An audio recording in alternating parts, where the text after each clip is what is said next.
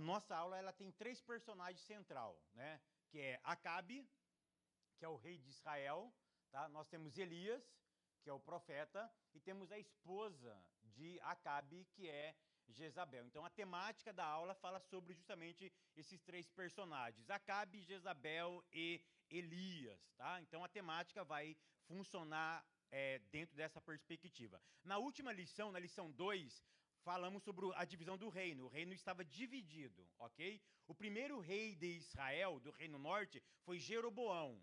Tá? O primeiro rei do sul foi Roboão, que era o filho de Salomão. Tá?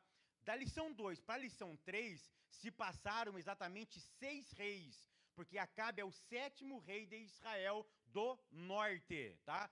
Então, toda a lição 3 até a lição 10 vai focar só um reino, o reino de Israel, ok?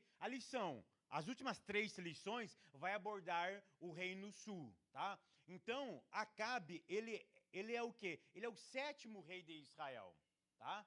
Ele é o 7º rei. A Bíblia diz que ele é um dos reis mais perversos que teve no povo de Israel. Tá? Um outro detalhe, antes de nós aprofundarmos na lição, eu não gosto da palavra dividir o reino.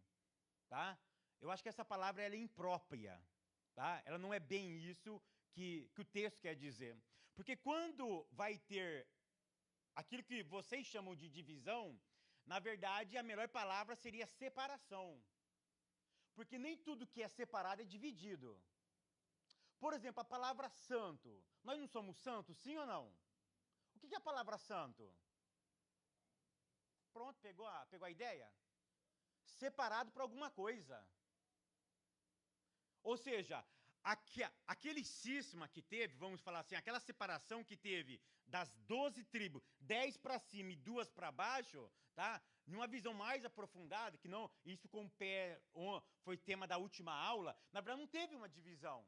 Na verdade, o que aconteceu ali foi uma separação. Por quê? Porque no meio do caos, Deus estava separando quem? Uma tribo, para um propósito específico. Qual era essa tribo? Judá. Ou seja, a ideia central ali, que permeia o texto, e ali muitos acadêmicos vão trabalhar essa ideia, que não há uma divisão. O que há uma separação. Deus pega algo dele e separa para trabalhar de uma forma específica. Essa que é a ideia, ok? Então, voltando aqui, nós estamos lá para o Reino Norte, tá? Aonde o povo vai ficar lá com 10 tribos. Jeroboão começa a fazer dessa região, dessas 10 tribos, um verdadeiro caos. Por quê? Porque lá nessa região, o que Jeroboão faz? Primeiro, ele lá não tem pastor legítimo. Porque quem eram os pastores legítimos? Da tribo de Levi. A tribo de Levi fica em Jerusalém. Jerusalém é do Reino Sul. Ponto. Aonde os verdadeiros pastores estavam? Em Jerusalém. No Reino Norte não tinha pastor oficial. Foi por isso que Jeroboão faz 2 centros de adoração. Dan e outro em Siquém, ou em Betel. Vamos falar Betel. É Dan em Betel. Siquém é posterior, ele começa o reinado em Siquém, né? Mas é Dan em Betel. Em Dan em Betel ele cria igreja, um sistema de adoração. Outra coisa que Jeroboão faz, como não tinha pastor verdadeiro, o que ele faz? Ele cria o próprio pastor dele. Ou seja, Jeroboão ele vai trazer a ideia de um homem que cria um próprio sistema para adorar a Deus. Um sistema falido, um sistema humano, tá? E aí eu criei uma frase que é baseada em vários autores, tá? Que toda religião humana desumana o humano. Pega essa. Toda religião humana desumana o humano. Toda religião humana, ela tira a característica do humano. Eu deixo de ser humano quando a minha religião é humana. Religião humana desfigura o humano. Porque eu só sou humano na religião verdadeira. Ok? Então, uma religião humana, ela desfigura o humano. Eu deixo de ser humano quando eu estou numa religião humana. Porque o que deixa eu humano é a religião verdadeira. E qual é a religião verdadeira? Cristo. Tão verdade é que lá no Éden, no Jardim do Éden, quando Deus visitava Adão, Adão era humano. Porque quem visitava ele? A própria religião. A religião verdadeira. Quem? Cristo. Deus visitava ele. Se Cristo visitava, ele era humano de verdade. Aí ele pegou um sistema humano. Ok? Ele pegou um sistema humano da religião. Porque a religião, ela disfarça o verdadeiro. Não tem nada a ver. Você pode comer que você vai ser igual a Deus. O diabo sempre vai manipular a verdade. E aí o que acontece? Aí ele come. Ele desumana. Por que ele fica desumano? Porque o pecado entra nele. Ah, então Acabe, ele era esse rei perverso, ele tá nessa ideia de um rei que desfigura o humano, tá? Ele não é mais verdadeiro, ele não tem mais a religião verdadeira, tá? Tópico primeiro, o casamento de Acabe com Jezabel. Eu tenho um pequeno defeito, tá? Eu não leio a revista, tá? Isso é um defeito que eu tenho, que no próprio YouTube eu não tenho tempo para ler a revista. Então eu memorizo a revista na minha cabeça, não que eu consigo memorizar tudo, mas eu consigo captar a maioria da ideia, eu leio o tópico e explico, tá bom? Que aí eu consigo explicar toda a revista para vocês, tá? O tópico primeiro vai dizer o seguinte: o casamento de Acabe com Jezabel. Ponto 1, consequências de escolhas erradas. Olha para mim, tá? Acabe faz uma escolha. Ele escolhe casar. Casar é certo ou errado? Hã? É certo, tá? É certo, depende, né? Mas é certo, eu tô brincando, é certo casar. O problema é com quem você vai casar, ok? Um cristão pode casar com alguém que não é cristão? Sim ou não? Por quê? Hã? Julgo desigual? Mas aí não é acepção de pessoas? Claro, eu estou segregando pessoas. Eu falo assim, ó, eu não quero casar com você porque eu não fui com a sua cara, eu não gosto de alguma coisa. Será que Deus não fez acepção? Tá, mas isso não é acepção de pessoas?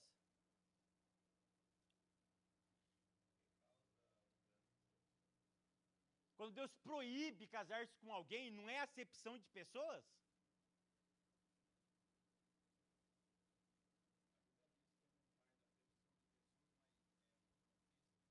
Em qual contexto? Como? Não.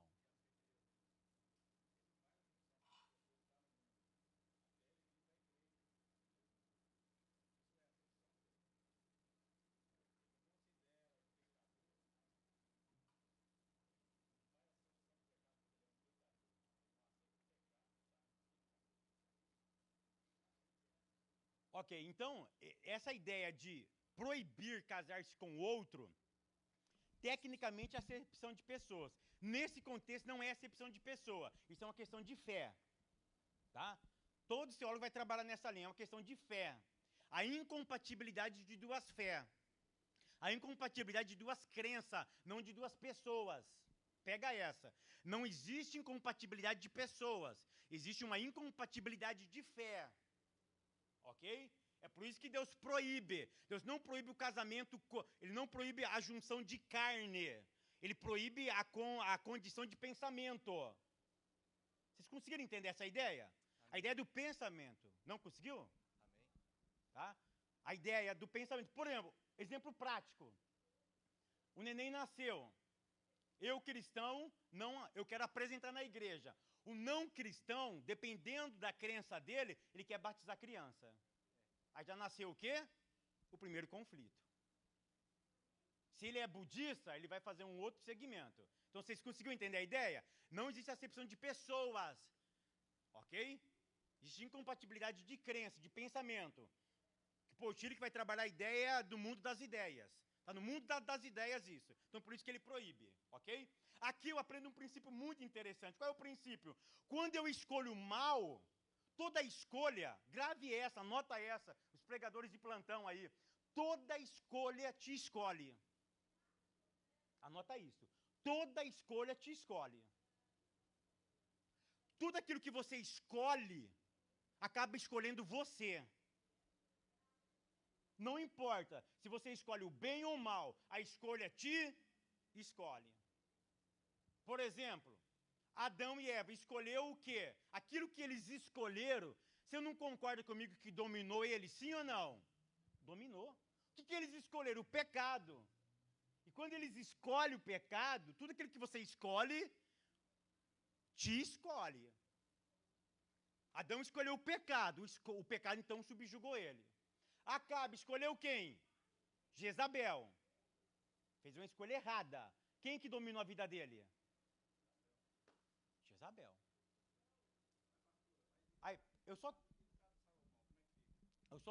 terminar a ideia, tá? Pera aí, nós já vai lá. Aí, olha só, isso é quando eu escolho o mal. Mas e se eu escolher o bem? O bem também vai te dominar. Exemplo clássico, Daniel. Daniel escolheu ser fiel. Daniel escolheu ser fiel. Pela fidelidade dele, por escolher o bem o abraçou. Em um momento ele foi levado para a cova dos leões porque ele escolheu o bem. Mas você concorda comigo que a escolha escolheu ele? Porque quando ele estava escolhendo o bem abraçou ele. O leão não comeu ele. Então aprenda isso. Não importa aquilo que você escolhe, a escolha te escolhe. Pode perguntar, irmão. Então, no caso de Acabe, escolheu a pessoa errada, que seria Jezabel, né? Primeiro ele escolheu uma coisa errada. Mas o que eu quero trabalhar a ideia é que tudo aquilo que você escolhe acaba te escolhendo, bem ou mal. Nós não escolhemos a salvação? A salvação te escolhe. Então, você anda por ela. Mas se nós seguir essa linha de pensamento, como é que fica a esposa como é que chama? Salomão. A primeira esposa dele não era israelita? Sim. Não, é. Não.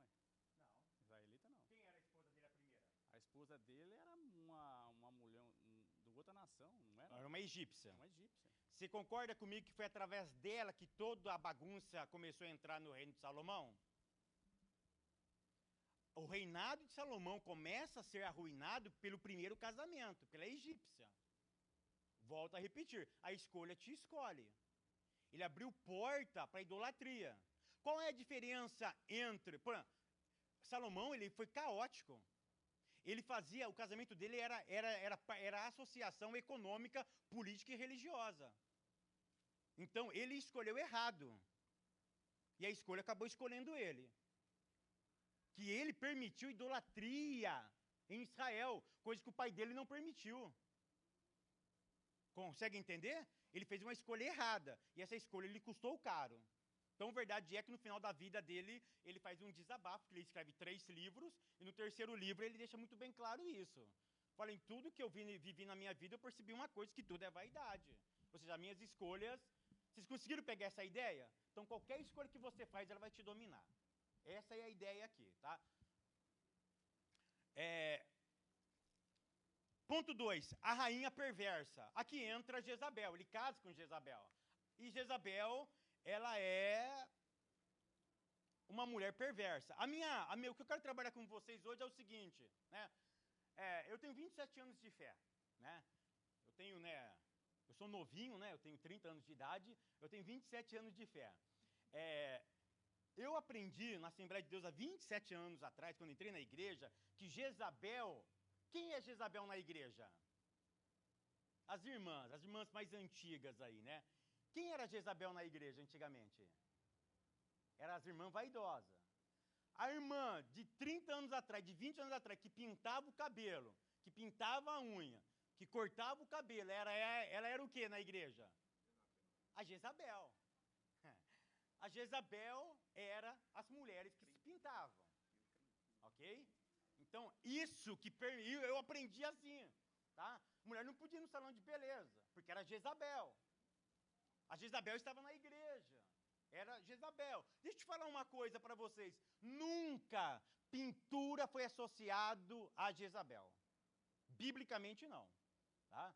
Eu não quero entrar nessa questão, porque eu sei que tem um pastor aqui, tem um pastor Bruno, o pai dele, eles regem a igreja, eu não quero intrometer nesse assunto, mas eu quero só informar para vocês que o que é o espírito de Jezabel? Não tem nada a ver com pintura, tem a ver com dominador. Sabe que existe homens que têm um espírito de Jezabel? Jesus? que mais tem.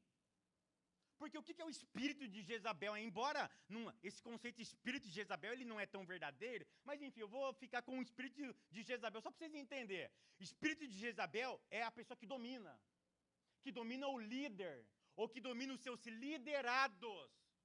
Tem pastor que tem espírito de Jezabel. É o cara dominador, o cara que impõe. É a religião de Jeroboão. É uma religião que desumana o humano.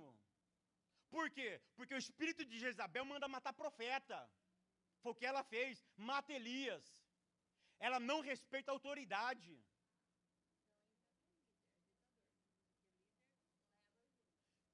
Sim, sim, a ideia é o líder, na verdade, o líder é aquele que serve, né?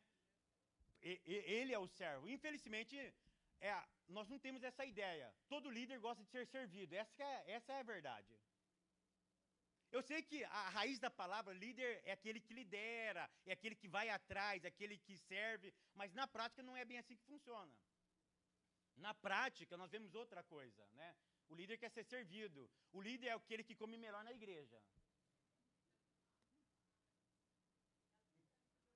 É o que recebe o primeiro prato, é aquele que tem o prato diferenciado. Esse é o líder, né? Ou seja, então, o espírito de Jezabel, eu só quero desmistificar isso para vocês. Não tem nada a ver com pintura, tá? O espírito de Jezabel, fiquei muito bem no YouTube, está na alma, está aqui dentro. Tá? Sabe aquelas mulheres que levantam na igreja e quer dominar o pastor por profecia? Espírito de Jezabel. Assim diz o Senhor. Uma pessoa me disse essa semana, agora há pouco, que uma mulher na igreja, o pastor estava pregando, e a mulher olhava assim e dizia, desce, homem. Nossa, alguém falar isso para mim está enrolado. Esse dia na nossa igreja, chegou um cara do Brasil profetizando, profetizou para a igreja inteira, né? Profetizou para a igreja inteira e ele foi profetizar para mim. Ele foi terminar a profecia com chave de ouro. Aí pede para a igreja subir de pé, a igreja fica de pé e chama eu. Eu estava sentado do lado do pastor, ele me chama. Vem aqui, vem aqui, vem aqui. Deus manda entregar algo. Eu falei, tá bom, pode entregar. Aí ele falou pro cara errado isso, né? Mas tudo bem, né? Aí ele falou assim, tu crê na profecia, homem? Eu, fala. Não, você crê? Eu falei, fala. Aí eu vejo nos seus olhos que você não acredita. Eu falei, mas fala primeiro. E todo mundo da igreja ouvindo o papo entre eu e ele. Aí ele falou assim, não, porque eu fiz psicologia, eu estou vendo nos seus olhos que você não acredita. Aí eu não aguentei. Eu tive que falar um negócio para ele lá, para todo mundo ouvir. Então se eu não acredito, eu não entrego. Eu falei, então você não é profeta. Nenhum profeta pergunta se o outro crê. O profeta entrega. Embora não existe profeta, existe o dom da profecia. Tira isso da cabeça. Tem um profeta, não existe profeta. Existe alguém que tem o dom da profecia. Tá? Ou seja, mas isso é o cara que domina. Tá? Então, espírito de Jezabel não tem nada a ver com pintura. Tem a ver com imposição. Porque Jezabel, ela manda matar profeta. Jezabel, ela é egoísta. Ela manda matar Nabote, ou Navote, para satisfazer o desejo injusto do esposo. Né? Há 8 anos atrás, eu gravei uma aula sensacional só sobre a vinha de Nabote. É espetacular a ideia de Nabote. Tá? Uma outra ideia que eu quero praticar com vocês aqui é que Jezabel ela praticou a prostituição e a idolatria. Jezabel ela era prostituta. Mas sabe o que é prostituta aqui? Não é deitar com outro homem. Tem nada a ver. Eu vejo os pregadores fazendo tanta burrada aqui, não tem nada a ver. Jezabel não era prostituta de deitar-se com um homem. Por quê? Porque ela servia 2 deuses aqui. Na próxima aula, o professor vai explicar isso. Baal e Azera. Embora Baal não seja a divindade principal daquela época, né? Porque a divindade principal era outra, era El, né? Mas enfim, Baal era uma espécie de deus, era casado com Azera. E Baal e Azera eram deuses da fertilidade. Porque Baal em hebraico é marido, é aquele que domina. Por isso que Jezabel significa Baal, mulher que domina. Essa é a ideia, tá? Significa impuro, o impuro dominando o puro. Essa é a ideia, tá? O que acontece? Aí, Baal, Azera, é o deus da fertilidade. Fertilidade é aquilo que dá vida, é aquilo que dá fruto. Então, quando a Bíblia diz que ela era prostituta, a ideia era o seguinte: ela estava prostituindo a fé e a crença da religião. Por quê? Porque ela instituiu um novo culto ali em Israel. E a prosperidade do povo não vinha mais através de Deus. Quem que dava prosperidade agora para o povo? Era Baal. Porque tinha o Deus da chuva, tinha o Deus da seca, tinham deuses dos elementos da vida. E esses deuses agora estavam dando vida para quem? Para o povo de Israel. Então, o que é prostituição aqui na Bíblia? É quando você substitui Deus, tá, para o seu próprio prazer. Quando você usa religião para satisfazer a sua própria vontade. Nós vamos, os teólogos atuais, eles trabalham que a prostituição de Jezabel é a mesma coisa que a teologia da prosperidade. Teologia da prosperidade, ok? E prostituição de Jezabel é a mesma coisa. Tá? É quando você pega a religião e tenta fazer dela o uso e fruto seu, para atender os seus próprios caprichos. E uma outra coisa que Jezabel fazia, além da prostituição, ela fazia feitiçaria. O que é feitiçaria? É macumba, né? Mentira. Feitiçaria não é macumba. Feitiçaria não tem nada. Jezabel era feiticeira. Mas o que era feiticeira? Presta atenção no que eu vou te dizer aqui. O que é feiticeira no contexto de Jezabel? Olha só, ela traz uma nova religião, um novo sistema de adoração. Primeiro, ela diz o seguinte: quem vai trazer prosperidade não é Hashem, não é Deus. É o meu Deus. Eu vou me relacionar com ele e essa relação vai trazer prosperidade. Ok. Mas eu também sou feiticeira. O que é feiticeira? É praticar uma religião sem pensar. Porque a feitiçaria usa ervas, usa elementos para tirar a sua lucidez. E tudo que tira a sua lucidez na prática da adoração é feitiçaria. Pegaram a ideia? Então, o que é feitiçaria no contexto de Jezabel? É praticar uma religião sem pensar. Aí eu vou lá, lê para mim Romanos capítulo 12, verso 1, por gentileza. Romanos capítulo 12, verso 1.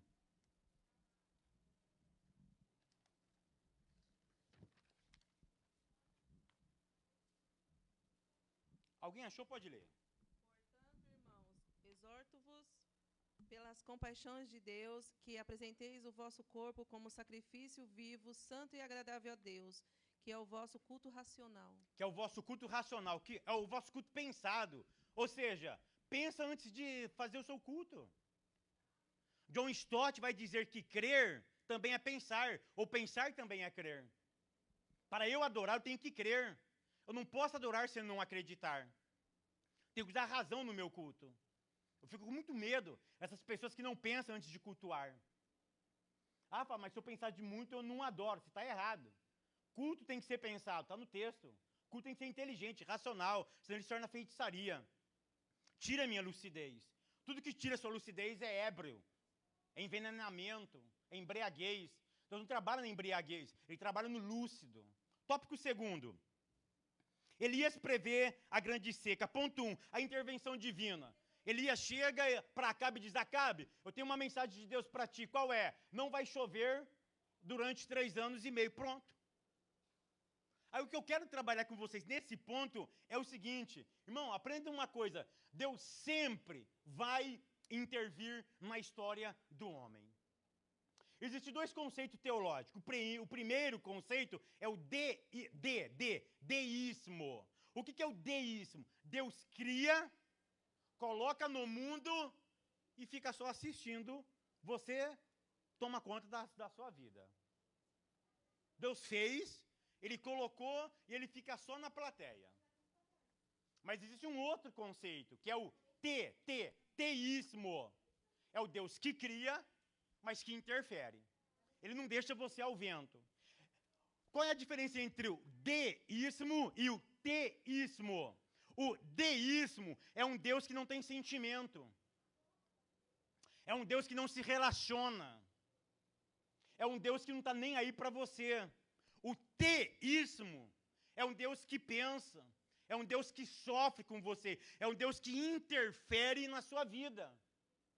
Nesse texto, revela que nós somos criaturas e que Deus intervém na nossa história. Tão verdade é que quando o povo estava no Egito e o povo clamou, a Bíblia diz que Deus desceu para ver o sofrimento do seu povo. O que é descer? É intervir. Então Deus sempre vai intervir na história humana. É claro que quem constrói a nossa história sou eu. Eu construo a minha história. Mas o teísmo vai dizer que Deus se mistura na minha história. Santo Agostinho, ele é algo fantástico. Santo Agostinho dizia o seguinte, que ora sou eu, ora é ele. Quando eu estou tão misturado com Deus, e a vontade de Deus está tão misturada comigo, Santo Agostinho vai dizer que eu não consigo entender quando é a minha vontade e quando é a vontade de Deus, porque o meu relacionamento com Ele é tão profundo que se mistura, o intercambia entre o espiritual e o natural. O natural está tão impregnado com o espiritual que eu não consigo perceber quando é espiritual e quando é natural. Santo Agostinho simplesmente queria dizer o seguinte, existe um Deus que interfere na minha e na tua história. Como foi na história de Israel. Deus desce e diz, não vai ter chuva. Então, o que nós precisamos aprender é que existe um Deus que interfere na nossa história. Tá? Esse Deus interfere na nossa história. Tá? Que é o conceito de deísmo e teísmo. Tá difícil para entender, sim ou não? Se é difícil, você para, porque eu sou meio doido assim, entendeu? Eu vou falando, eu não vou lendo a revista, talvez você está com uma outra ideia, pensou uma outra coisa, tal, tá? Trabalhando nessa ideia entre teísmo e deísmo, deixa eu só, existe também a ideia da imanência e transcendência. O que é transcendente? É aquilo que eu não consigo pegar. Por exemplo, aonde, com todo respeito a Hashem, Baruch Hashem Melech Haolam, com todo respeito, aonde ele coloca o bumbum dele? Onde Deus se assenta? Aonde? Aonde fica o trono dele? Fica lá em cima. Vamos falar assim, né? Eu vou ser grego hoje aqui, né? Porque isso é um mundo helênico, né? Fica lá em cima, fica no céu. Ok? Então, onde fica o trono de Deus? No céu. Aonde é o céu? Não sei. Ok? Fica lá, em algum lugar. E aonde Deus coloca o pezinho dele? Na terra. Pronto. Você consegue medir a distância da terra até o céu? É o que C.S. Lewis vai dizer a transcendência. Eu não consigo pegar ele, eu não consigo dimensioná-lo. Ele é grande. Ele é inexplicável. Ele não é infinito. Você sabe a diferença entre infinito e eterno? E daí todo crente sabe, né? Deus é eterno, ele não é infinito. Ai, Deus é infinito. Já vi muitos pregadores falando isso. É errado. Deus não é infinito, Deus é eterno. Ou seja, eu não consigo medir o tamanho de Deus, porque o pé dele está na terra, mas o trono dele está no céu. Eu não consigo medir isso. Ok? Isso eu chamo de transcendência. Mas a Bíblia, pode passar, irmão. Mas a Bíblia é tão interessante que a Bíblia diz que esse Deus tão grande, ele mora na onde? Onde Deus mora? Aqui. A Bíblia diz que um coração contrito e abatido, esse Deus não existe. Você consegue entender, então, que Deus interfere na história, que esse Deus tão grande, eu gosto muito de C.S. Lewis vai dizer que Deus se minimiza para morar aqui dentro. Ele mora aqui dentro. Isso é fantástico, tá? Eu ia trazer uma outra ideia, mas deixa lá, senão você vai ficar mais confuso com as minhas ideias doidas, né? Ponto 2. O preço da idolatria a Deus. Aqui eu quero ler com vocês. Alguém lê para mim o ponto 2 aí, por gentileza.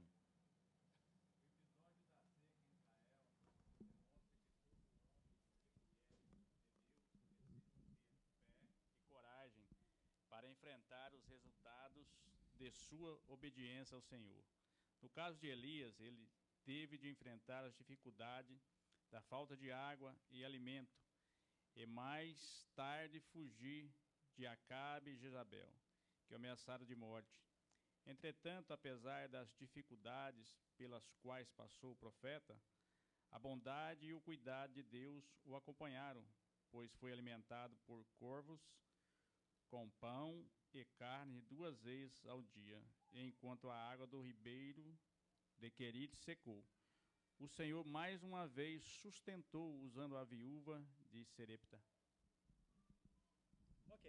Então Elias profetiza, e aí Deus manda Elias para onde?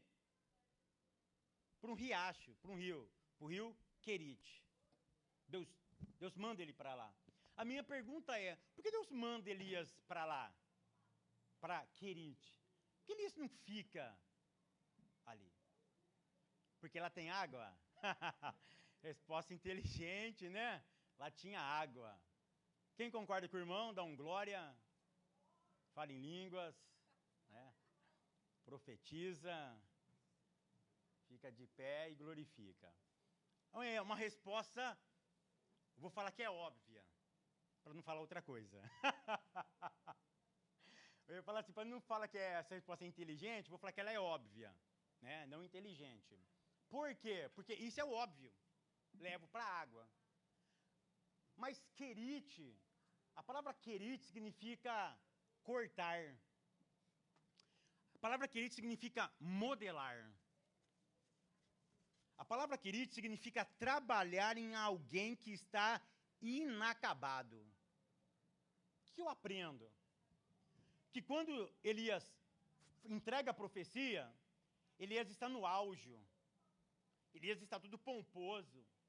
O olho de todo Israel está em quem? Em Elias. Elias nasce numa cidade de Tisbe. Tisbe não passava de 4.000 habitantes, era uma currutela, uma cidade muito pequena. Profeta nenhum tinha saído de Tisbe. Era insignificante naquela época. E agora um homem de uma cidade pequena, agora está batendo boca com o rei. Agora ele está em evidência.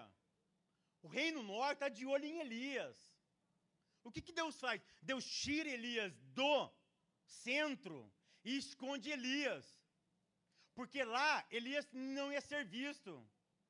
Lá Elias ia ser sustentado pelo próprio Deus. Quando ele é levado para o Querite, significa o seguinte, que Deus iria modelar o caráter de Elias. Estava dizendo para Elias, Elias, você não é o centro. Quem é o centro? Sou eu. Eu que devo ser adorado. Eu que devo que estar no centro. Você vai sair de evidência e eu vou te esconder. Então, por que Deus leva Elias para o Querite? Para mostrar para Elias que a glória era de Deus e não era de Elias. Porque lá, quem ia dar água para ele? O próprio Deus. E quem ia trazer comida para Elias? Os corvos. Isso estava mostrando o quê? A dependência de alguém. Que aquilo que ele tinha falado não procedia dele, procedia de uma autoridade superior. Ele tinha que entender que ele era só um instrumento. Vocês conseguiram pegar a ideia? É isso que significa ser levado para o Querite. Para não aprofundar mais, é essa a ideia. Porque Querite, tá? Significa justamente isso. Ser cortado, ser modelado. Deus vai modelar você. Ou seja, você pode estar no auge do seu ministério. Você não é o bambambam. Bam, bam. Você não é o cara. E tem pessoas que Deus precisa tirar em algum momento de evidência para mostrar que você não é eterno, que você não é infinito, porque é eterno só Ele. O seu ministério vai ter um fim. Ele pode ter um começo, mas ele vai ter um fim. Tá? Então, por isso que ele é levado para o Querite. Tá? E lá no Querite, Deus sustenta ele. Tá? Deus acaba sustentando a vida de Elias. Ponto. Eu já trabalhei a ideia do orgulho.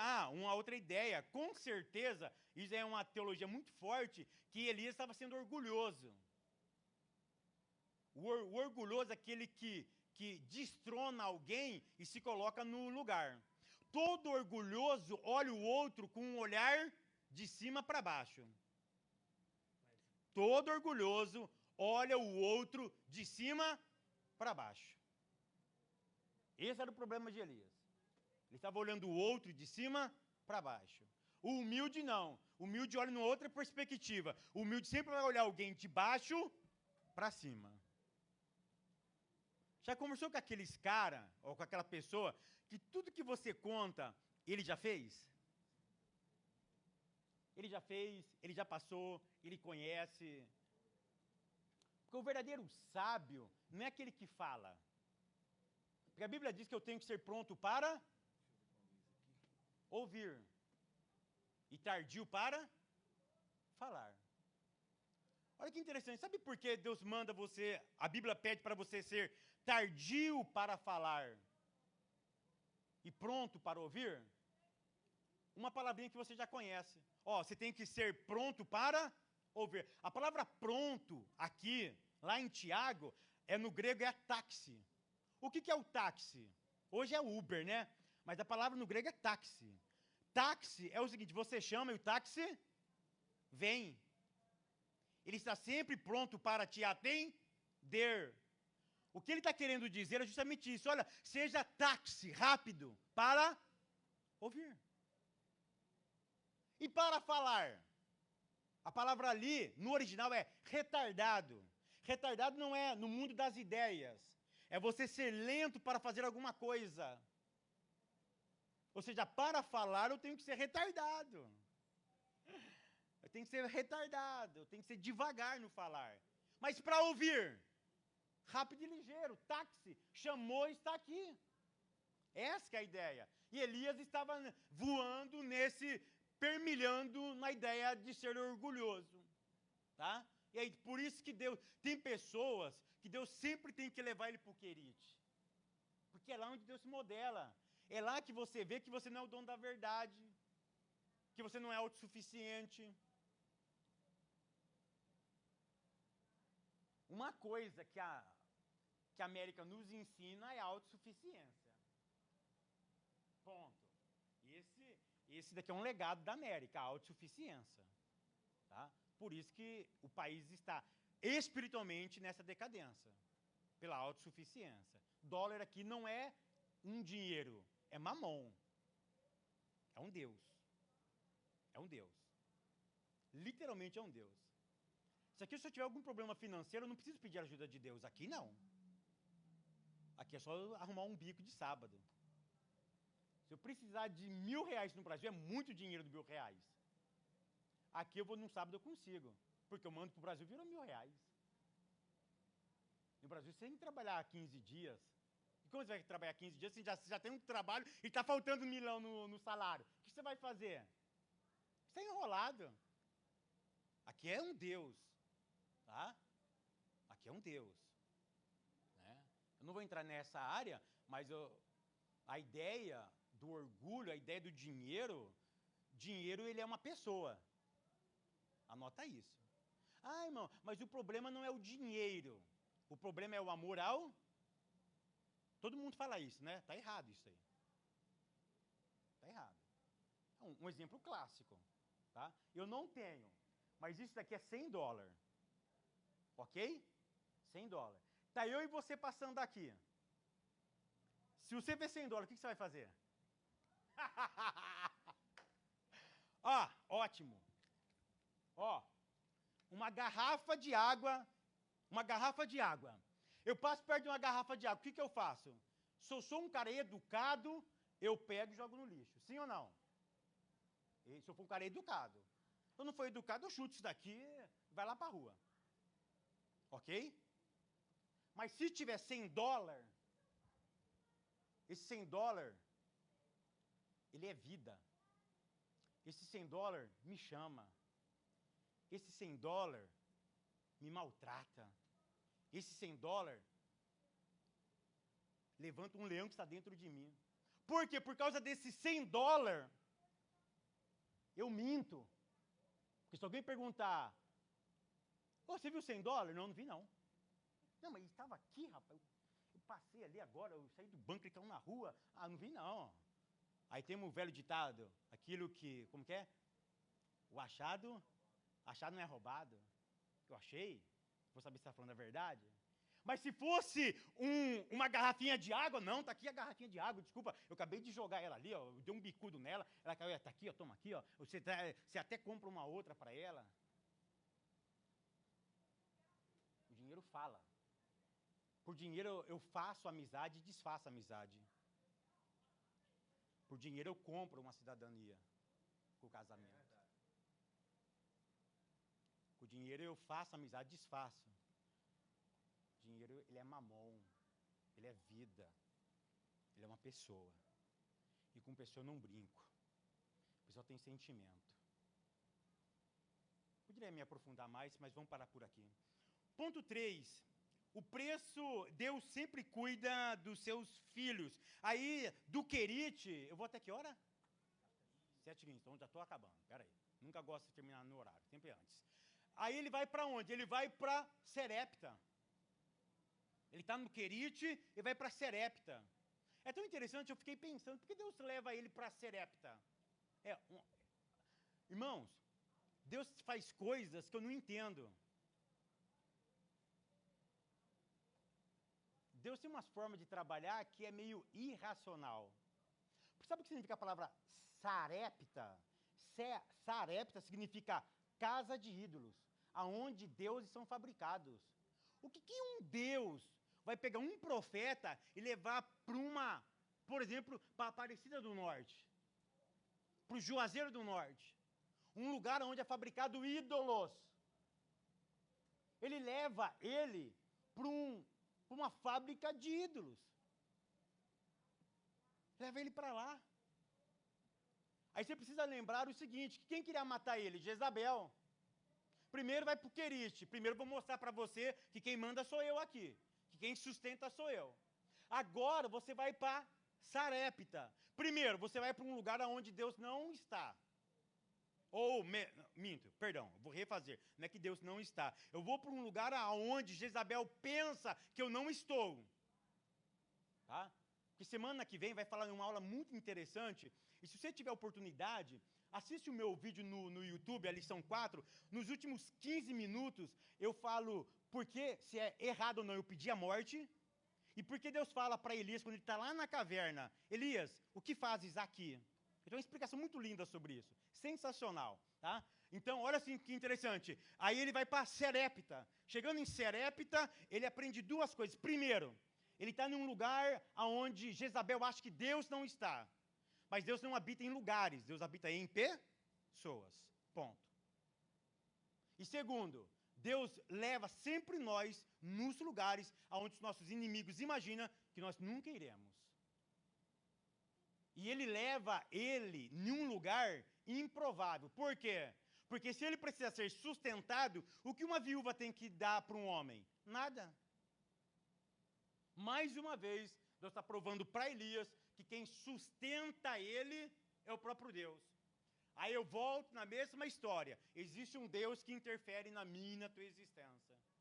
Deus sempre vai interferir na minha existência quando eu não for capaz de resolvê-lo. Ou de resolvê-la, que é vida, é feminino, né? Ou seja, se eu não sou capaz de resolver a vida, Deus interfere. Porque eu aprendo uma outra coisa. O que é responsabilidade minha, eu faço. O que é responsabilidade tua, você faz, meu amigo. Deus nunca vai fazer aquilo que eu posso fazer. Mas aquilo que compete a Ele, você pode ter certeza que Ele sempre vai fazer. Tá? Tópico 3º. O encontro de Elias com Acabe. Ponto 1. Um coração endurecido. Elias volta. E quando Elias volta, o que Acabe olha para Elias e fala para Elias? És tu o perturbador de Israel? Querido, aqui eu aprendo algo muito interessante. Tá? Olha que interessante. Por que Deus mandou a seca? Eu não gosto muito desse Deus punitivo, tá? Deus pune, mas enfim. Mas toda vez que Deus vai fazer alguma coisa que nós entendemos que é punitivo, na verdade é disciplinador. Qual que é a diferença entre punição e disciplinar?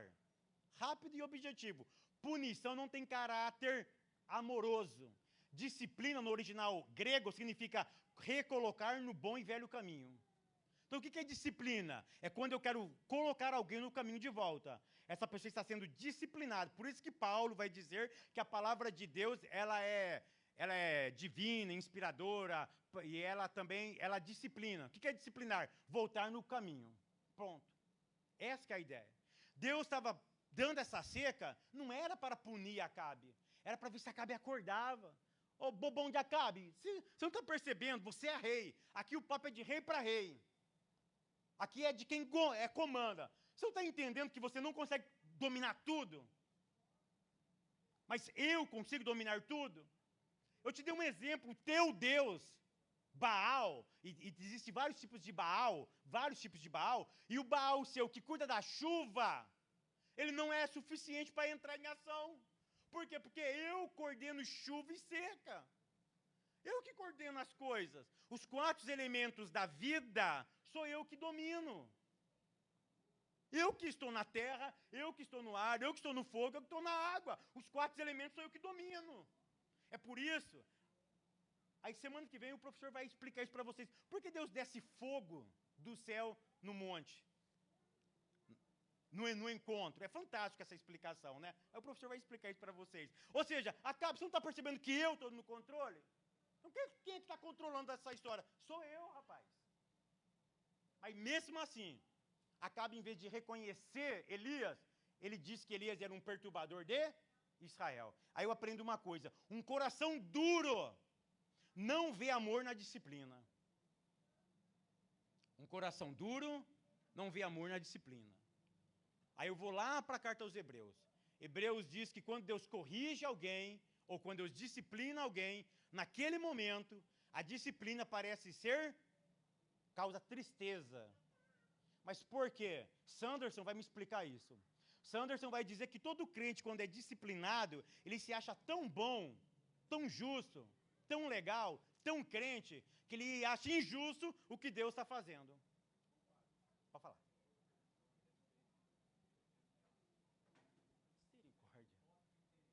Sim.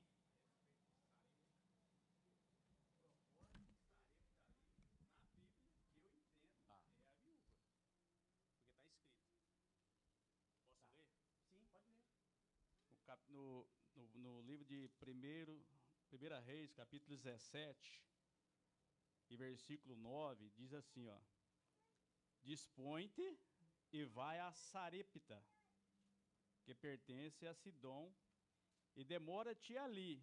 Aí vem a palavra de Deus. Aonde eu ordenei a uma mulher viúva que te sustente. Deus ordenou a viúva para sustentar quem? O foco quem que era? Vamos entender só de língua portuguesa. Olha só, se eu chego para você e falo assim, irmão, eu sou Deus, irmão, cuida para mim do pastor. Quem é o alvo? É você ou o pastor? Quem é o alvo de ser cuidado? Sim ou não? Sim ou não? Quem que era o alvo nessa história? Elias. Foi aquilo que eu volto a falar. Porque Elias representa quem? O povo de Deus. Elias vai aparecer lá no Monte da Transfiguração. Então, Deus dá, olha só, é tão profundo isso, que Deus é o Deus que controla. Deus estava falando com alguém que não era judeu, que não era do povo. Sabe o que Deus estava mostrando para Elias? Porque essa palavra foi dada para a mulher e para Elias. Elias sabia disso. Por isso que Elias foi lá. Elias, vai lá. Tem um povo que não é o meu povo. Porque você, Elias, é o meu povo. Você é o meu é povo de Israel. Você vai para uma mulher que é goim. Ela não é o meu povo. Mas você é o meu é o meu povo. Ok, Elias? Vai lá. Eu vou te mostrar uma coisa, Elias. Umas das coisas. Que eu controlo não só o meu povo, mas todos os povos trabalham para o meu povo. Eu não desisto de Israel. Chega até a arrepiar. Elias era o foco. Elias representa a nação de Israel. Elias representa a igreja. Deus sempre vai cuidar da igreja. Você conseguiu entender a ideia? Deus falou para a mulher e a mulher foi lá. Ok? Ele atendeu. Tá? E para terminar, um coração. Então, um coração que para de bater, para de viver.